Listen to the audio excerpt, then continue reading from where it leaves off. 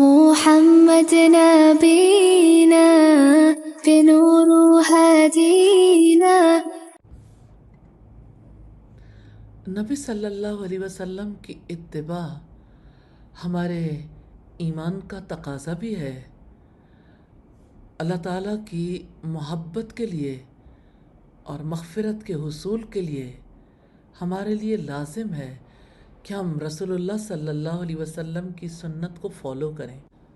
نبی صلی اللہ علیہ وسلم کو فالو کرنے کا اجر ہے، اللہ تعالیٰ کی محبت بھی ہے، مغفرت بھی۔ سورہ آل عمران کی آیت نمبر 31 سے پتہ چلتا ہے۔ اسی طرح سے آپ صلی اللہ علیہ وسلم کی سنت کی مخالفت گمراہی ہے، اس لیے آپ کی مخالفت سے بچنا چاہیے۔ صحابہ کرام اللہ کے رسول صلی اللہ علیہ وسلم کی سنت کو پا لیتے تو اپنی فکر کو، اپنی سوچ کو اہمیت نہیں دیتے تھے۔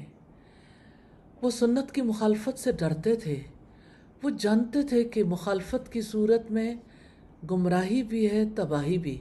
سیدنا ابو بکر صدیق رضی اللہ تعالیٰ عنہ نے فرمایا، میں کوئی ایسی چیز نہیں چھوڑ سکتا جس پر اللہ کے رسول عمل کیا کرتے تھے، کیونکہ مجھے ڈر ہے اگر میں رسول اللہ کے قول و فعل میں سے کوئی چیز بھی چھوڑ دوں گا تو گمراہ ہو جاؤں گا۔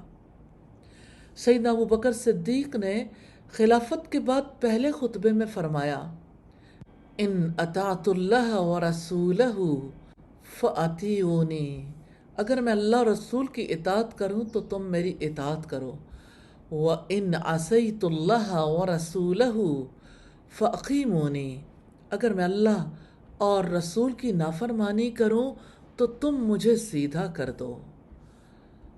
یعنی قرآن و سنت کے مطابق زندگی گزارنے کے لیے مجبور کرو، کیونکہ یہی کامیابی کا راستہ ہے۔ باقی تمام راستے اللہ تعالیٰ کی ناراضگی کے اور جہنم کے راستے ہیں۔ اللہ تعالیٰ سے دعا ہے ہمیں نبی صلی اللہ علیہ وسلم کی سنت کو فالو کرنے کی توفیق عطا فرمائے۔ آمین ثم آمین۔